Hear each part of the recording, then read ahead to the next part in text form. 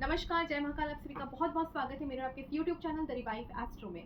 सावन का महीना चल रहा है जिसमें आप और हम सभी मिलके भोलेनाथ की पूजा अर्चना उपासना कर रहे हैं और छोटे बड़े सारे टाइप के जितनी उपाय होते हैं अपने अपने तरीके से हम उसे कंप्लीट करने की कोशिश कर रहे हैं। लेकिन इन सभी के साथ लोगों के ये भी प्रश्न होते हैं कि इस महीने में खासकर कौन सी चीज़ें हमें अवॉइड करनी चाहिए जिससे कि कोई भी तरीके की परेशानियां आगे फेस ना करनी पड़े। तो उसके बारे में आज मैं आपको पूरी डिटेल बताने वाली हूँ कि क्या ऐसी चीज़ें हैं जिसको आपको अवॉइड करनी है इस महीने में और ऐसी कौन सी चीज़ें हैं जिसको सबसे ज़्यादा आपको ध्यान में रखनी चाहिए। तो बने रहिए मेरे साथ इस पूरी वीडियो में आखिरी तक ताकि आपको मैं पूरी इन्फॉर्मेशन दे सकूँ।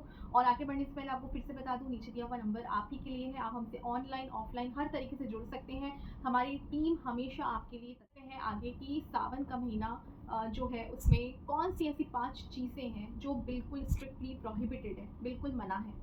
तो सबसे पहली जो चीज़ होती है वो होती है सात्विक भोजन का अपनाना अपने जीवन शैली में और जितनी तरीके की तामसिक भोजन है उसको अवॉइड करना।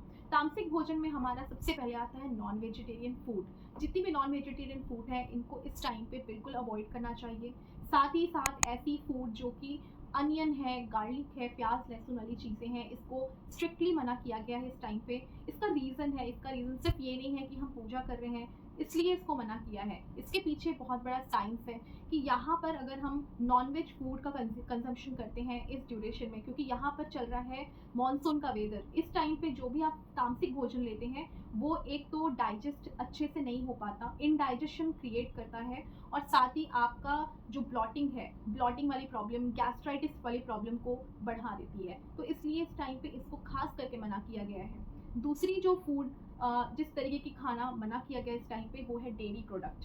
जितनी भी डेयरी वाली चीज़ें हैं जैसे कि दही है, छाछ है, दूध है, ऐसी वाली जो फूड प्रोडक्ट्स हैं इनको स्ट्रिक्टली मना किया जाता है, क्योंकि ये जो चीज़ें होती है अगर हम साइंस के नज़रिए से देखते हैं तो ये वाले जो फूड प्रोडक्ट्स हैं इनका हम जितना कंजम्पशन करेंगे एसिड कंटेंट बॉडी में बढ़ जाती है। जितना एसिड कंटेंट हमारे ब्लड में लेवल में बढ़ेगा उतनी ही ज़्यादा माइक्रोब्स के इन्फेक्शन के चांसेस बढ़ते हैं, क्योंकि इस टाइम पे सबसे ज़्यादा फ्लू और सबसे ज़्यादा वायरल इन्फेक्शन आपको देखने को मिलेंगे। बच्चों में भी बहुत ज़्यादा फूड पॉइजनिंग के चांसेस बढ़ते हैं। तो डेयरी प्रोडक्ट खाने से, कंज्यूम करने से इस समय एसिड की प्रोडक्शन बढ़ जाएगी और आपको इन्फेक्शन के चांसेस कहीं ज़्यादा बढ़ सकते हैं। तो इसलिए इस टाइम पे इसको अवॉइड करें। दूसरी जो फैक्ट यहाँ पर ये है कि वास्तु और हमारे शास्त्रों के हिसाब से, अगर हम वैदिक शास्त्रों के हिसाब से बात करते हैं तो इस टाइम पे चंद्रमा का समय चल रहा है, यानी कि आपने शिव जी की उपासना करनी है। चंद्रमा यहाँ पर काफ़ी ज़्यादा एक्टिवेट हो जाता है जब हम शिव जी की उपासना करते हैं। आप अगर चंद्रमा वाला ही फूड कंज्यूम करते हैं तो यहाँ पर इम्बैलेंसिंग होने के चांसेस होते हैं आपके मून के, प्लैनेट के, चंद्रमा के। इसलिए इसके जगह में इसकी डोनेशंस करिए, वो ज़्यादा आपको काम आएगी। तीसरी जो चीज़ होती है वो होती है अल्कोहल बेवरेजेस, यानी कि जितनी अल्कोहलिक ड्रिंक्स होते हैं, जितनी कैफीन रिलेटेड ड्रिंक्स होते हैं, इन चीज़ों को भी तामसिक में काउंट किया जाता है। Fact again the same, science के हिसाब से ये चीज़ें आपकी बॉडी की एसिड प्रोडक्शन को बहुत बढ़ा देती है और अल्कोहल वैसे भी आपकी हेल्थ के लिए बिल्कुल ख़राब है और आपकी लीवर को भी डैमेज कर सकता है। आप अगर अल्कोहल लेते हैं इस टाइम पे तो बहुत ज़्यादा चांसेस हैं कि आप में एसिड लोड बढ़ जाएगा, लीवर की एफिशिएंसी कम हो जाती है, क्योंकि कंपेरेटिवली यहाँ पर मेटाबॉलिज्म बहुत स्लो हो जाता है इस टाइम पे। तो इस टाइम पे ज़्यादातर यही कहा जाता है कि आप फास्टिंग रखें, आप एक टाइम का मील लें, एक टाइम की मील को अवॉइड करें, शाम के बाद की मील को अवॉइड करें। ये चीज़ें इसीलिए शुरू से कही जा रही थी क्योंकि यहाँ पर मानसून के वेदर की वजह से आपकी मेटाबॉलिज्म स्लो हो जाती है और फूड डाइजेशन की कैपेसिटी कम हो जाती है। फूड जितना कम डाइजेस्ट होगा हेल्थ में उतना ही ज़्यादा इम्पैक्ट पड़ेगा।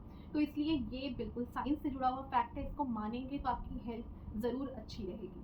चौथी और सबसे इम्पॉर्टेंट जो चीज़ होती है वो है सात्विक जीवन शैली का बिताना। लोगों के पैटर्न होते हैं कि फ्राइडे के बाद सैटरडे संडे आपको पब जाना है, डिस्को में जाना है, आपको ऐसी जगहों में, ऐसे फ्रेंड सर्कल के ग्रुप्स में जाना है जहाँ पर आपको एक गॉसिप करने का मौका मिले।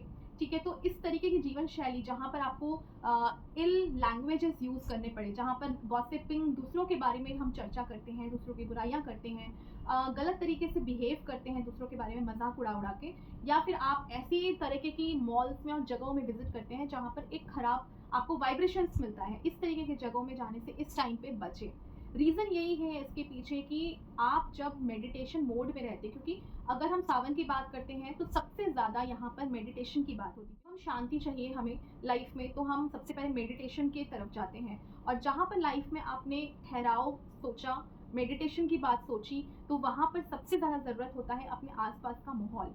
तो यहाँ अपनी जीवन शैली को सबसे पहले अगर आप सुधारते हैं, आसपास के माहौल को सुधारेंगे, उठने बैठने वाले लोगों की चॉइस जो है वो अपना अगर चेंज करते हैं, तो यहाँ पर आप सावन के महीने की पूरी तरीके से जो वाइब्रेशंस है उसको यूज़ कर, ये जो उपाय हैं, ये जो डूज़ एंड डोंट्स जो मैंने आपको बताई, ये चीज़ें हैं, ये आप ज़रूर अपना के देखिए और कमेंट बॉक्स में ज़रूर बताएं कि आपको क्या चेंजेस नज़र आ रहे हैं, आपकी लाइफ में कैसी-कैसी चेंजेस आपने फ़ील की है भोलेनाथ की कृपा से।